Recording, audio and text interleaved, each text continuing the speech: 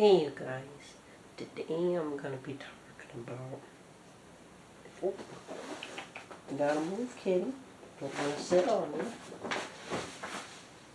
Today I'm going to be talking about Men Without Hats, folk of the 80s, their second album. So, in 1983 I believe is when they did the production and the recording, and then released it in 84. And this album didn't chart at all in the United States, you know. On the other worlds, they'd be considered a borderline one-hit wonder with A Safety Dance and Where Did the Boys Go? So the first song is No Dancing. It's kind of strange. It has like I would say it's more of a synthesizer ballad instead of a piano ballad. It's more of a synthesizer ballad. Singing about no dancing. Strange. And then you got another one that's a lot better, more upbeat. Men Without Hats songs. Kind of reminds me of I Got the Message. And this song is called Unsatisfaction. Now what I was told, you know, from when I read on Wikipedia, Unsatisfaction was written about Paul McCartney and Mick Jagger and all those people that the lead singer Ivan liked. And the third song is, of course, Where Did the Boys Go? Which, of course, in the beginning, you hear that in French. And then you got Mother's Opinion. It's more of an, say, an 8-minute song. So it plays normal, and then starts to fade out, just like the song Helter Skelter by the Beatles. It fades out, and then it fades back in. It's okay song. And then you got Euro Theme. I guess I'm gonna talk about them being Canadian or something, huh? And then you got Matthias and Diane. It's okay. It's okay song. And you got I Know Their Names. Very strange song.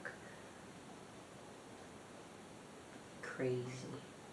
I would say a lot of random things in there. Then you got Folk of the 80s.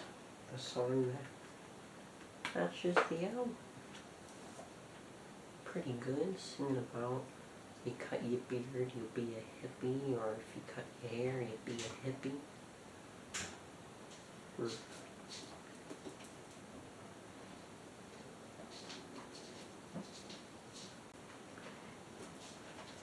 And then you got the last song called I Sing Last, Not for Tears. And this one is 100% a piano ballad. This album would have came up with 9 tracks.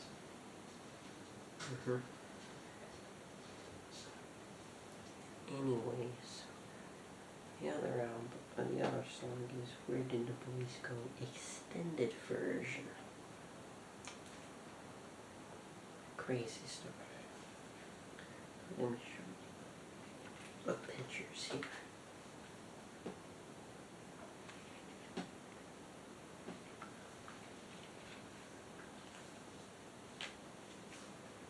Here's this here.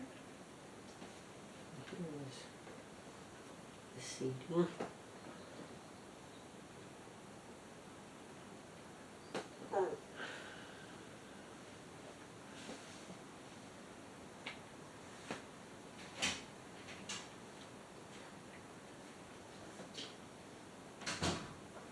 Okay, and here's the picture on the back.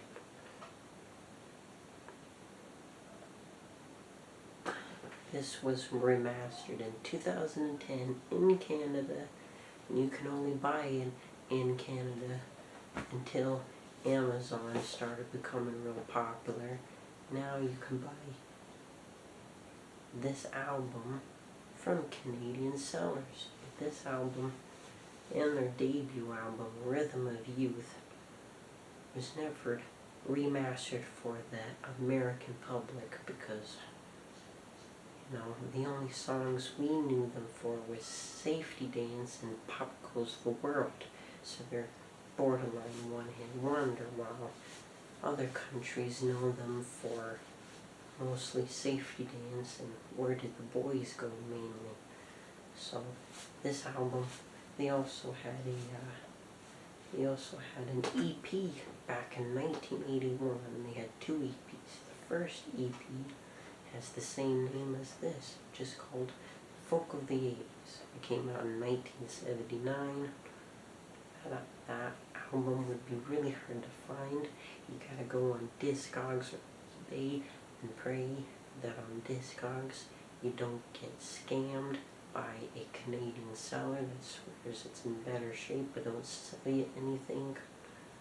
So you really gotta be careful when it comes to that. And then of course in 1981 they had an EP called Freeways. You might remember that song called Freeways. Yes, they also had that. That was really popular in Germany. It was strictly in English and mostly German. Yeah. Now back to the sound quality. This sound quality is pretty bloated. It's very compressed. You get that 2010 feel. Really compressed. Doesn't sound good. And like I'm gonna say in this video, and if I ever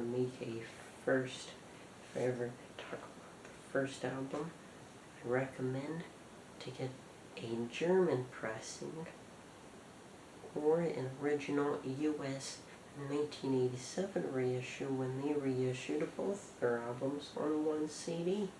That is right, they reissued in 1987, they reissued Rhythm of Youth and Folk of the 80s on one disc.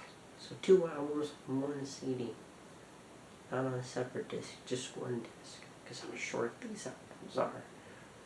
So if you can't find a US first pressing, go on Discogs and look for it. Pray that you don't get scammed. Please use your eyeballs looking. And get the 1987 reissue. It probably sound a lot better than this one. It's very compressed, very bloated. Got that 2010 feel. It's very loud.